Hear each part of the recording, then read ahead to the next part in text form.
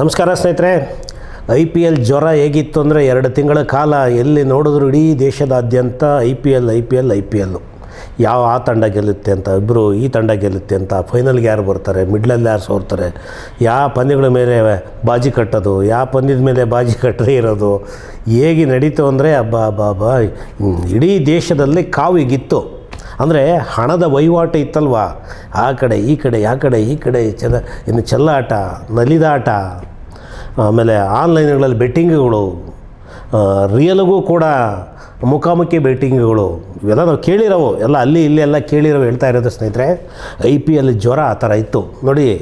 ಈ ಟಾಟಾ ಕಂಪ್ನಿಯವರು ಟೈಟ್ಲ್ಗೋಸ್ಕರನೇ ಸ್ಪಾನ್ಸರ್ 2,500 ಕೋಟಿ ಬರೀ ಟೈಟ್ಲಿಗೆ, ಅದು ಇದು ಮಾಡೋದಕ್ಕೆ, ಟೈಟ್ಲ್ ಲಾಂಚ್ ಮಾಡೋದಕ್ಕೆ, IPL ಅನ್ನೋ ಒಂದು ಟೈಟ್ಲಿಗೆ. ಅಂದರೆ ಎಷ್ಟು ದುಡ್ಡು ವಹಿವಾಟು ಆಗ್ತಾಯಿದೆ ಅಂದರೆ ಸಾವಿರಾರು ಕೋಟಿ ವಹಿವಾಟಾಗುತ್ತೆ. ಯಾಕಂದರೆ ಒಂದೊಂದು ಫ್ರಾಂಚೈಸಿಗಳು ತಗೋತಾರೆ ಒಂದೊಂದು ಟೀಮ್ನ, ಅವರೆಲ್ಲ 120 ಕೋಟಿ, ಒಂದೊಂದು ತಂಡಕ್ಕೂ 120 ಕೋಟಿ, 10 ತಂಡ ಅಂದರೆ ಎಷ್ಟಾಯಿತು, ಸಾವಿರಾರು ಕೋಟಿ ಆಯಿತು. ಅದರಲ್ಲಿ ಅವ್ರಿಗೆ ಸ್ಪಾನ್ಸರ್ ಅಂದರೆ ಹಣ ಹೇಗೆ ಬರುತ್ತೆ ಅನ್ನೋದಕ್ಕೆ ಆನ್ಲೈನ್ಗಳಲ್ಲಾಗಿರ್ಬೋದು, ಸ್ಟ್ರೈಟಾಗಿ ಆಗಿರ್ಬೋದು, ಕಂಪ್ನಿಗಳಿಗೆ ಅಂದರೆ ತಂಡಗಳಿಗೆ ಎಷ್ಟು ದುಡ್ಡುಗಳು ಬರುತ್ತೆ ಲೆಕ್ಕಾಚಾರನೇ ಇಲ್ಲ, ಅಷ್ಟು ದುಡ್ಡುಗಳು.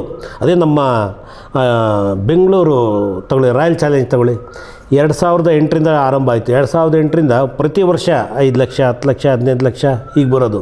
ಈ ವರ್ಷ 20 ಕೋಟಿ ಅಂದರೆ ಸ್ಪಾನ್ಸರಿಂದ ನಮ್ಮ ರಾಯಲ್ ಚಾಲೆಂಜರ್ಸ್ಗೆ ಬಂದಿರೋದು. ಹಾಗೆ ಇಡೀ IPLಯಿಂದ ಕೊನೆವರೆಗೂ ಯಾರು ಚಾಂಪಿಯನ್ ಆಗಿದ್ರು ಅಲ್ಲಿವರೆಗೂ ಸ್ಪಾನ್ಸರ್ಗಳಿಂದ, ಜಾಹೀರಾತುಗಳ ಕಡೆಯಿಂದ BCCIಗೆ ಲಾಭ ಬಂದಿರೋದು 20,000 ಕೋಟಿ ರೂಪಾಯಿಗಳು ಲಾಭ ಬಂದಿದೆ. ಅದರ ಖಜಾನೆಗೆ ಬಂದು ಬಿದ್ದಿದೆ. ಎಷ್ಟು ದುಡ್ಡುಗಳು, ಎಷ್ಟು ವಹಿವಾಟುಗಳು, ಅಬ್ಬಬ್ಬಬ್ಬಬ್ಬ. ಹಣ ಅಂದರೆ ಹಣದ ಹೊಳೆ. 18 ವರ್ಷಗಳ ನಂತರ 2 ಸಾಲಿ ಕಪ್ ಗೆದ್ದಿದೆ ನಮ್ಮದು ರಾಯಲ್ ಚಾಲೆಂಜು. ಹೋದ ವರ್ಷವೂ ಕಪ್ ನಮ್ಮದೇ ಅಂತಂದು ವೇದಘೋಷದಿಂದ ಕೂಡಿತು. ಆದರೆ ಈಗ ಸ್ನೇಹಿತರೆ, ಈಗ ನೋಡಿ ಸ್ಪಾನ್ಸರ್ಗಳು, ಎಷ್ಟು ಸ್ಪಾನ್ಸರ್ಗಳಿಂದ ಹಣ ಬರುತ್ತೆ, ಜಾಹೀರಾತುಗಳಿಂದ ಹಣ ಬರುತ್ತೆ. ಅದರಲ್ಲಿ ಅಂದರೆ ಹಣದ ಹೊಳೆ ಹೇಗೆ ಹರಿತು ಅಂದರೆ ಕಷ್ಟಪಟ್ಟಿದ್ದಕ್ಕಿದೆ. ಬಟ್ ಏನಂದರೆ ರೆಗ್ಯುಲರ್ 1 ಡೇ ಮ್ಯಾಚ್ಗಳೆಲ್ಲ ಇರುತ್ತೆ ನೋಡಿ ನಿಮಗೆ. ಆ ಮ್ಯಾಚ್ಗಳು ಹೋಗಿ ಈಗ IPL ಕಾವು ಜಾಸ್ತಿ ಪ್ರತಿ ವರ್ಷ ಇರುತ್ತೆ. ಪ್ರತಿ ವರ್ಷ ನಮಗೆ ಒಂದು ಏನಂದರೆ ಅದೊಂದು ಹಬ್ಬದ ಥರ 2 ತಿಂಗಳು. ಯಾರಿಗೆ?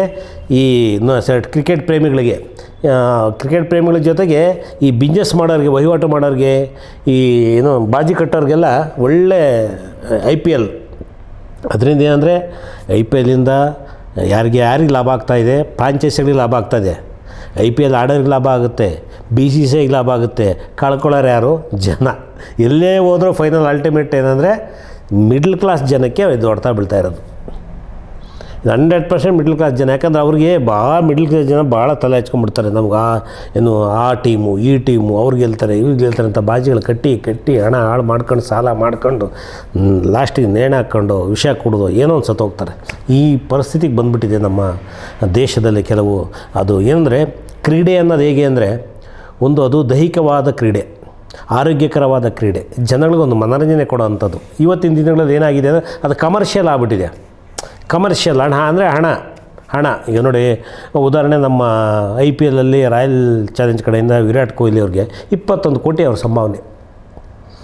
ಹೀಗೆ ಅಂದರೆ ಹರಾಜು ಕೂಗಿ ಮಾಡಿರೋದು 21 ಕೋಟಿ ಬರೀ ಅವರು ಈ ಸಂಭಾವನೆ IPLಲ್ಲಿ ಆಡಿದ್ದಕ್ಕೆ. ಜೊತೆಗೆ ಬೇರೆ ಬಹುಮಾನಗಳು ಅದೆಷ್ಟು ಕೋಟಿಗಳು ಬರುತ್ತೆ, ಲೆಕ್ಕಾಚಾರ ಇಲ್ಲ. ಹಾಗೆ ಇದೊಂದು IPL ಅನ್ನೋದೊಂದು ಜ್ವರ ಕಾಡಿದೆ. ಈ ಜ್ವರ ಎಲ್ಲೋಗಿ ನಿಂತ್ಕೊಳ್ಳುತ್ತೋ ಗೊತ್ತಿಲ್ಲ. ಬಟ್ ಏನಂದ್ರೆ ನಮ್ಮಲ್ಲಿ ಏನಂದರೆ ಒಳ್ಳೇದು ಯಾರಾದರೂ ಹೇಳ್ತಾರೆ ಅಂದರೆ ಯಾರೂ ಕೇಳಲ್ಲ. ಈ ಥರ ಯಾವಾರ ನಿಮಗೆ ಜನಕ್ಕೆ ತಲೆಗೆ ತುಂಬಿ ಜನನ ತಲೆ ಕೆಡಿಸಿ ಅಲ್ಲೇನೋ ಆಯ್ತಂತೆ ಅನ್ನೋದಕ್ಕೆ ನೋಡೋರು ಜಾಸ್ತಿ. ಅಲ್ಲಿ ಸುಮ್ಮನೆ ಯಾರು ಉದಾಹರಣೆ ನೋಡಿ, ಯಾವುದೋ ಒಂದು ರೋಡಲ್ಲಿ ಒಂದು ಒಂದು ಲೇಡಿನ ನಿಂತ್ಕೊಂಡಿದ್ದಾರೆ, ಕಣ್ಣುಗಳು 100 ಕಣ್ಣು ಆ ಕಡೆ ಹೋಗುತ್ತೆ. ಅದೇ ಗಂಡು ನಿಂತ್ಕೊಂಡಿದ್ರೆ ಯಾರು ನೋಡ್ತಾರಾ? ಇಲ್ಲ. ಹಾಗೆ ನಮ್ಮಲ್ಲಿ ಏನಂದರೆ ನಾನು ಹೇಳೋದು ಅಂದರೆ ಇದು ಹೋಲಿಕೆ ಮಾಡಿದ್ದು, ಉದಾಹರಣೆ ಕೊಟ್ಟಿದ್ದು. ನಮ್ಮಲ್ಲಿ ಪಾಸಿಟಿವ್ಗಿನ್ನ ನೆಗೆಟಿವ್ಗಳಿಗೆ ಜಾಸ್ತಿ ನಾವು ಒತ್ತು ಕೊಡ್ತಾ ಹೋಗ್ತೀವಿ. ಕೆಟ್ಟದ್ದನ್ನು ಜಾಸ್ತಿ ನೋಡೋಕ್ಕೆ ಬಯಸ್ತೀವಿ, ಕೇಳೋದಕ್ಕೆ ಬಯಸ್ತೀವಿ, ಅದನ್ನು ಅನುಭವಿಸೋದಕ್ಕೆ ಬಯಸ್ತೀವಿ ಕೆಟ್ಟದ್ದನ್ನು. ಆದರೆ ಒಳ್ಳೆಯದನ್ನು ನಾವು ತಗೊಳ್ಳೋದಕ್ಕೆ ಇಷ್ಟನೇ ಪಡೋದಿಲ್ಲ. ಅದು ಯಾರೋ ಬೆರಳೆಣ್ಕೆ ಒಂದು 10%, ಇನ್ನು ಮಿಕ್ಕಿದ್ದೆಲ್ಲ ಈಗ ಆಗ್ತಾ ಇರುತ್ತೆ. ದಯವಿಟ್ಟು IPL ಆಡೋರು ನೋಡಿ ಅಷ್ಟೇ, ಮನೋರಂಜನೆ ಪಡಿ. ಯಾಕಂದರೆ ದುಡ್ಡು ಮಾಡ್ಕೊಳ್ಳೋರು ಅವರು, ಆಡೋರು ದುಡ್ಡು ಮಾಡ್ಕೊಳ್ತಾರೆ, ಅಲ್ಲಿ ಆಡ್ಸೋರು ದುಡ್ಡು ಮಾಡ್ಕೊಳ್ತಾರೆ. ಆಮೇಲೆ ಕೆಲವು ಕಂಪ್ನಿಗಳು ದುಡ್ಡು ಮಾಡ್ಕೊಳ್ತವೆ. ಆದರೆ ನೋಡಿ ಕಳ್ಕೊತಾ ಇರೋರು ನಾವು ಮಾಧ್ಯಮದವರು, ಟಿ ವಿಗಳಲ್ಲಿ ನೋಡೋದು, ಮೊಬೈಲ್ಗಳಲ್ಲಿ ನೋಡೋದು, ಹುಚ್ಚಿಡಿಸ್ಕೊಳ್ಳೋದು, ಬೆಟ್ಟಿಂಗ್ ಕಟ್ಟೋದು, ಇದರಲ್ಲಿ ನಾವು ಸೋಲ್ತಾ ಇದ್ದೀವಿ. ದಯವಿಟ್ಟು ಯುವಕರೇ ಹಾಳಾಗಬೇಡಿ, ಬದುಕೋದು ಕಲೀರಿ, ನೋಡಿ ಖುಷಿಪಡಿ ಅಷ್ಟೇ. ಬೆಟ್ಟಿಂಗ್ಗಳು ಮಾತ್ರ ಕಟ್ಟಕ್ಕೆ ಹೋಗಬೇಡಿ. ಬೆಟ್ಟಿಂಗ್ ಕಟ್ಬಿಟ್ಟು ಇಡೀ ಜೀವನ ಸಂಸಾರ ಹಾಳಾಗುತ್ತೆ. Take care.